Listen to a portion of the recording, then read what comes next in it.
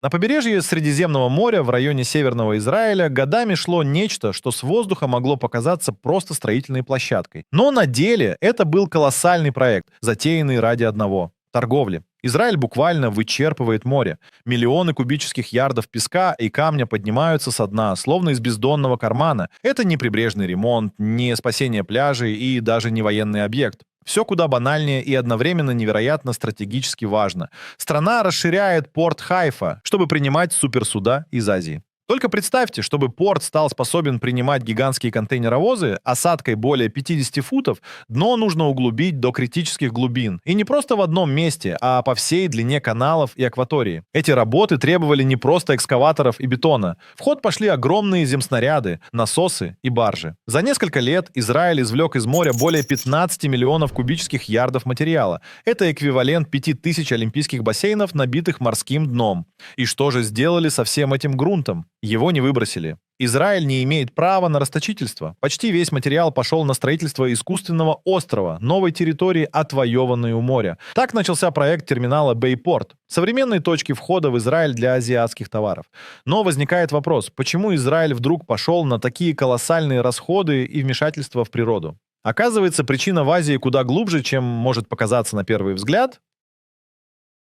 Средиземное море здесь больше не диктует свои границы. Его отступление — дело не климатических катаклизмов, а работы людей. Израиль фактически переписывает очертания своего побережья, создавая землю там, где раньше были волны. Это не просто стройка, это настоящая геополитическая инженерия. Площадь новой суши составляет более 200 акров. Страна буквально рисует новую карту сантиметр за сантиметром, отбирая территорию воды. Создание новой земли началось с возведения металлической стены, уходящей в глубину. Она отделила море от зоны засыпки. Далее шли слои песка. Сначала грубый, затем уплотненный тяжелыми машинами, снова песок, снова уплотнение. Каждая тонна под контролем, каждая осадка измеряется, потому что любая ошибка в плотности, и земля со временем просядет, разрушив инфраструктуру.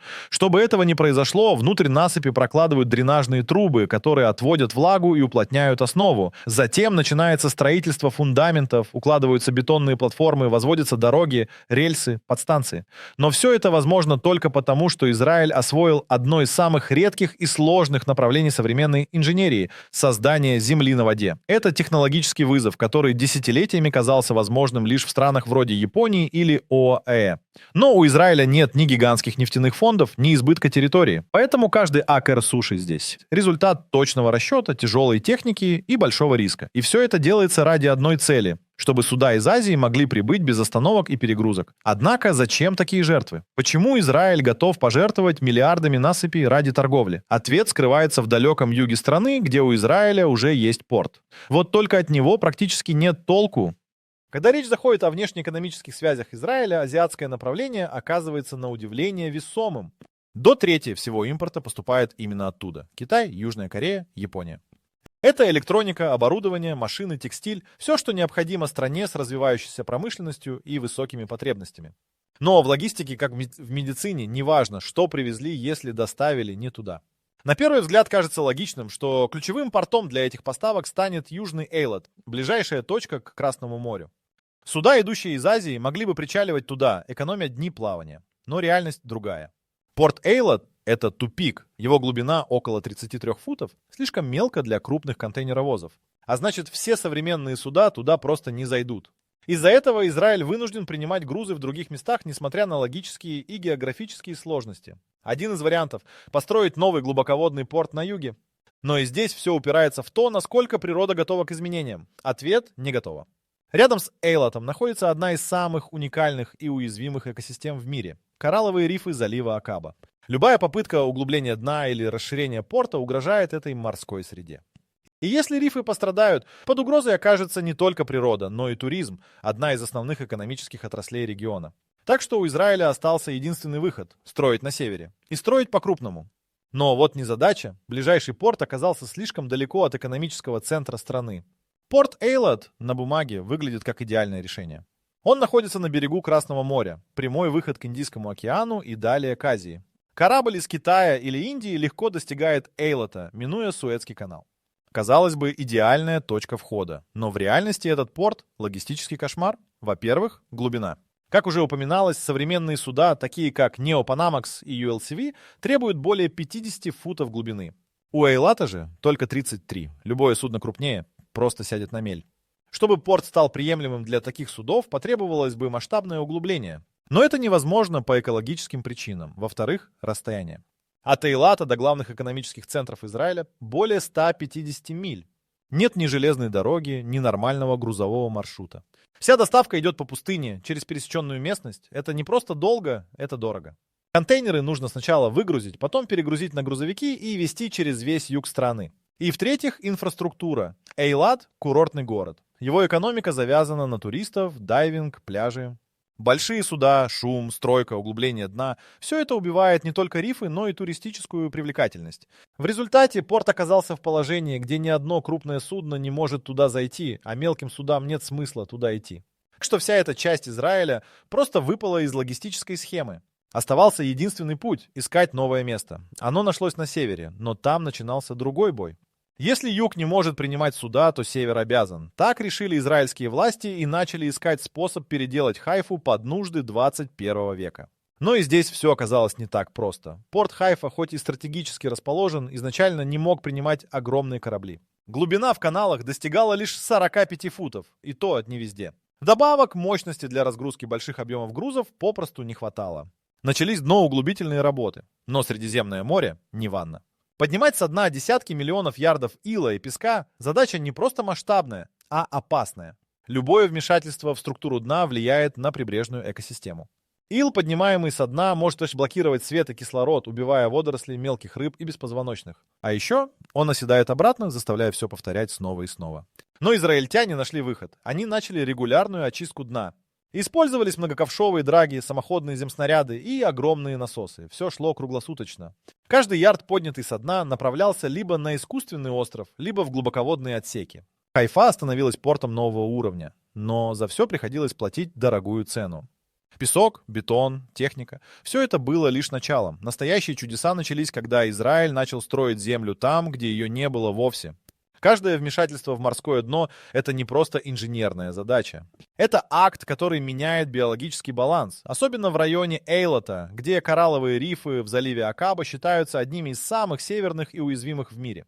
Их система работает как часы, и любые колебания – температурные, химические, физические – мгновенно сказываются на всей экосистеме. Если бы Израиль решился углубить порт Эйлат, десятки видов кораллов оказались бы под угрозой. Поднятый со дна, ил не оседает быстро. Он может часами висеть в толще воды, затрудняя прохождение света и удушая рифы. А потом оседает прямо на них, блокируя газообмен. Погибшие кораллы – это исчезновение рыб, беспозвоночных целых пищевых цепочек. Экологи по всему миру били тревогу. Израиль оказался перед выбором или расширять порт и терять рифы, или оставить Эйлат в покое. Победила экология. Работы свернули, а внимание переключили на север. Но даже сохранив рифы, страна оказалась в положении, где теряется доступ к самому короткому маршруту в Азию. А это уже угроза экономики. Выход нашли неожиданный, в самой глубине пустыни. Проблема с Эйлатом заключается не только в его глубине и рифах. Даже если бы каким-то чудом суда могли туда заходить, дальше возникала бы главная логистическая ловушка – полное отсутствие инфраструктуры. Эйлат – это крайняя южная точка Израиля. Отсюда до Хайфы, Тель-Авива и Иерусалима. Более 150 миль по пустыне Негев. Железной дороги нет. Грузовики идут медленно, по извилистым маршрутам, через жару, пыль и бескрайние равнины. Расходы на перевозку стремительно растут. Каждая тонна груза, выгруженная в Эйлате, оказывается дороже, чем та, что прошла на несколько сотен миль дальше в Хайфу морем. Осматривался даже проект строительства железнодорожной ветки Эйлат-Беэр-Шева. Но проект требовал миллиардов и десятков лет. В итоге он был заморожен, как и мечты о южной логистике. Все основные силы были брошены на развитие Хайфы, однако сама Хайфа тоже не резиновая. Чтобы она стала новым воротами Израиля в Азию, нужно было кардинально изменить подход. И речь шла не просто о порт, это в начале 2000-х стало ясно, Эйлат модернизировать невозможно. Но все же попытку предприняли. Идея была амбициозная до безумия. Израильские инженеры предложили создать полностью новый порт в пустыне. Проект получил условное название «Южные ворота». Его суть – отодвинуть Эйлат от моря на почти 3 мили вглубь, а соединение с заливом обеспечить через специально вырытый канал. Канал должен был идти вдоль границы с Иорданией, иметь ширину более 300 футов и длину около 4 миль. Это был бы уникальный проект на Ближнем Востоке. Почти искусственное море, ведущее к новому порту. Идея решала сразу несколько задач. Сохранялись рифы, освобождалась прибрежная зона для туризма, а порт получал место для масштабного расширения. Но проект не получил поддержки. Его стоимость оценивалась в более чем 3 миллиарда долларов. Это в стране, где каждый бюджетный доллар на счету. К тому же канал должен был проходить в непосредственной близости от Иордании, страна с хрупким балансом интересов. В итоге идея была похоронена. Южный путь в Азию оказался заблокирован окончательно. А вот на севере все только начиналось. И вскоре там начали копать так, как не копали нигде в стране. Порт Хайфа оказался единственным реальным шансом для Израиля встроиться в глобальную азиатскую логистику. На тот момент глубины у причалов позволяли принимать лишь ограниченное число судов, и то не самого крупного класса. Но именно Хайфа располагалась близко к основным городам. Отсюда шоссейное и железнодорожное соединение с Тель-Авивом, Иерусалимом и всей северной частью страны. Плюс стабильная инфраструктура, опыт эксплуатации, политическая поддержка. Так началась крупнейшая портовая модернизация в истории Израиля. План включал углубление дна до почти 60 футов, расширение каналов и создание новых причалов.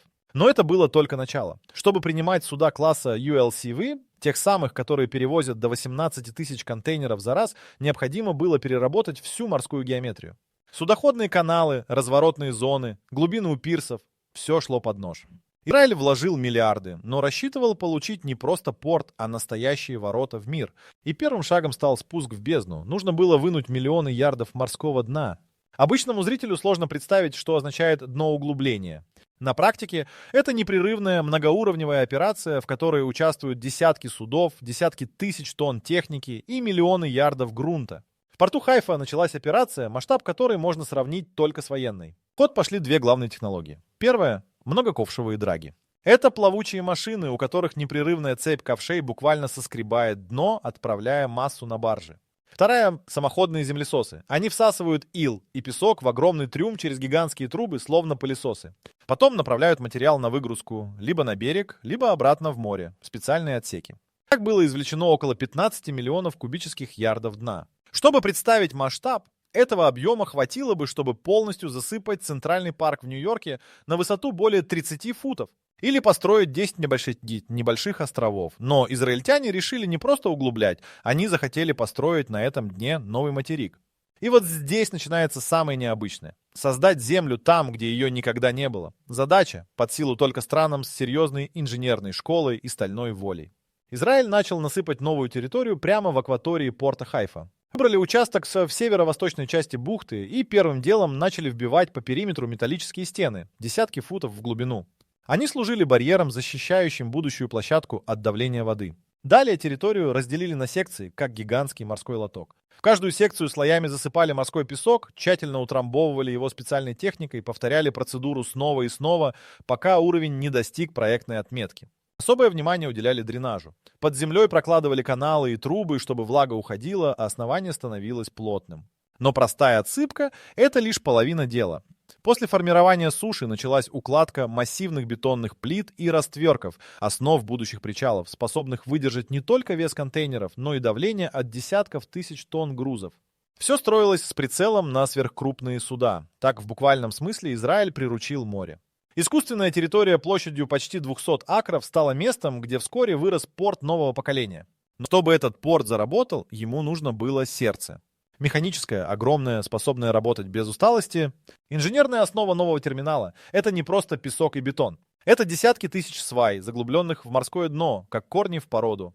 Каждая из них выдерживает сотни тонн давления. В этом районе ураганы и штормы – не редкость. Поэтому конструкцию проектировали с расчетом на экстремальные нагрузки. Под нижним слоем насыпи были установлены армированные геотекстильные маты. Они распределяют давление, усиливают устойчивость и защищают от подмывания. По сути, это невидимая броня, спрятанная под ногами у контейнеровозов и грузовиков. Также были смонтированы специальные системы осадкомеров, которые в режиме реального времени фиксируют даже малейшие изменения уровня земли. Если начинается просадка, подсыпка запускается автоматически. Фактически искусственная суша стала гигантской инженерной платформой, способной адаптироваться к условиям. Сверху начали возводить инфраструктуру, дороги, подкрановые пути, коммуникации. Но самым поразительным стал следующий этап – строительство самого терминала, объекта, который должен был кардинально изменить морскую логистику Израиля. А начиналось все с массивной стены. Новый терминал получил имя Бэйпорт. Его строительство стало центральным проектом всей реконструкции порта Хайфа. На отвоеванные у моря территории построили причальные стены, железобетонные сооружения, вбитые на десятки футов в дно. Именно к ним швартуются суда класса ULCV, длиной почти 1500 ярдов и с осадкой свыше 50 футов. Кроме причалов, на новой территории развернули гигантские складские площади. Асфальт, бетон, разгрузочные полосы – все рассчитывалось на поток грузов, который в разы превышал прежние показатели порта. Проект включал и технические здания, электроподстанции, трансформаторные узлы, диспетчерские пункты. Все подчинено одному – сделать терминал максимально автономным и высокотехнологичным. Это уже не просто порт, это управляемый цифровыми системами логистический комбинат. Но настоящую трансформацию обеспечили не бетонные плиты, а те, кто должен был работать с грузом, не люди. Машины? На территории Бэйпорта установили один из самых мощных крановых парков в регионе. Гигантские СТС-краны способны поднимать контейнеры весом в десятки тонн на высоту в 10-этажный дом. Их стрела перекрывает ширину крупнейших контейнеровозов мира – более 200 футов. Управляются они дистанционно. Оператор сидит не в кабине, а в центре управления, словно пилот дрона. Он видит все через камеры и сенсоры. Это исключает ошибки, ускоряет процесс, снижает износ техники. На складе работают штабелеры RMG. Автоматические краны, которые сами сортируют, перемещают и укладывают контейнеры. Они получают команды от логистического алгоритма, просчитывающего оптимальную схему загрузки. Благодаря такому уровню автоматизации порт может обрабатывать до нескольких десятков операций в минуту. Это кратно быстрее, чем в старом порту. Плюс сниженные издержки, минимизированные ошибки.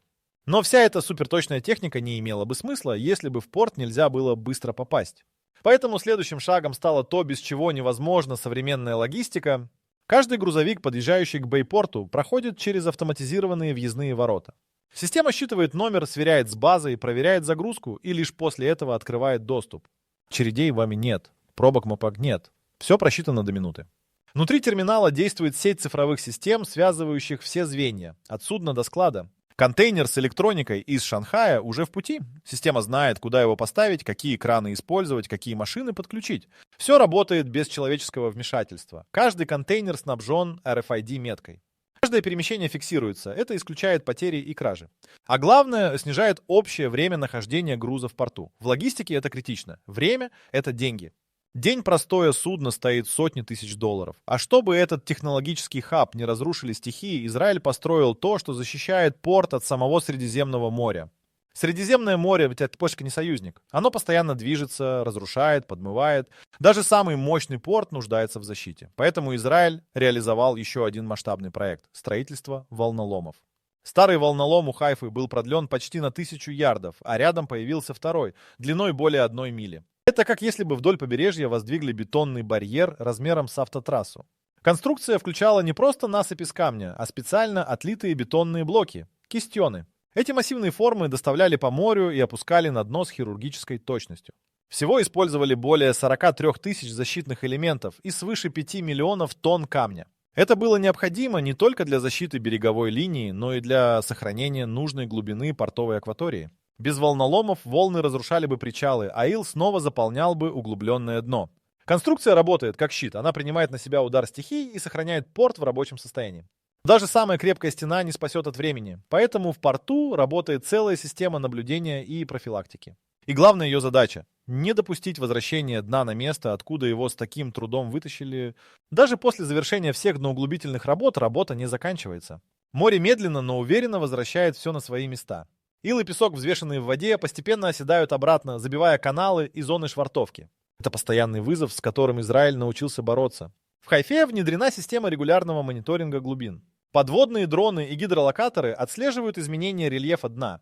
Если где-то замечено скопление осадка, туда отправляется техника. Самоходные земснаряды всасывают ил, словно гигантские пылесосы. Работы идут даже ночью, иначе глубина быстро станет недостаточной для захода крупных судов.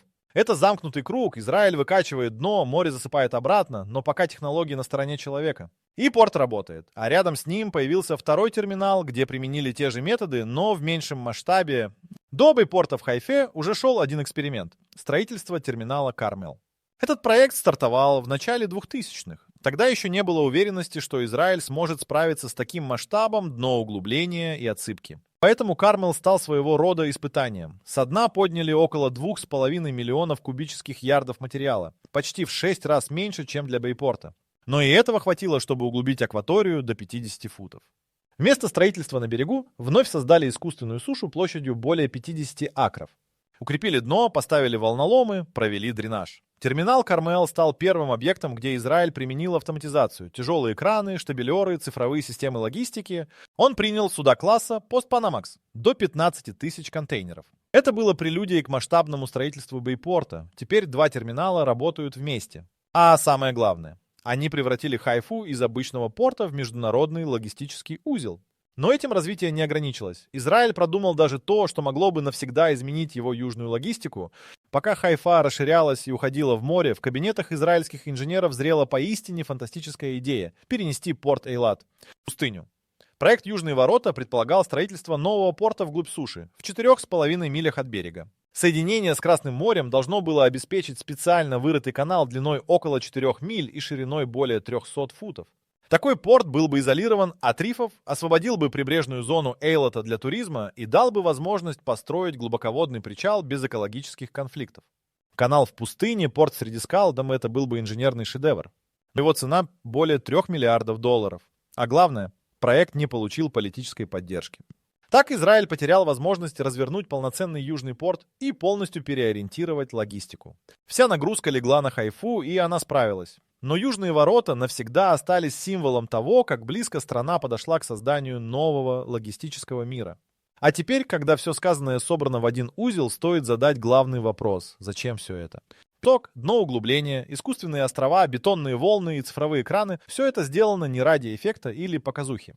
Это был жесткий прагматичный расчет. Израиль больше не может себе позволить отставать от логистических потоков. Азия – ключевой партнер. До трети всего импорта поступает оттуда. Чтобы товары доходили быстрее, дешевле и надежнее, стране нужен был морской путь, способный принимать суда любого размера.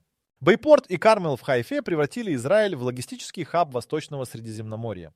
Теперь сюда заходят самые крупные суда из Китая, Южной Кореи, Индии. Здесь их быстро разгружают, сортируют и отправляют дальше, по суше или по морю, в Египет, Грецию, Кипр. Экономия огромна. Одно крупное судно заменяет 2 или 3 меньших. А значит, меньше топлива, меньше транзакций, меньше ошибок. Это выгода и для Израиля, и для его партнеров. Плюс тысячи рабочих мест, развитие северной инфраструктуры, рост Хайфы как экономического центра. Все это стало возможным благодаря одному решению. Если нельзя добраться до Азии напрямую, нужно сделать так, чтобы Азия могла сама приплыть прямо к тебе. И Израиль сделал это не через пустыню, а через море.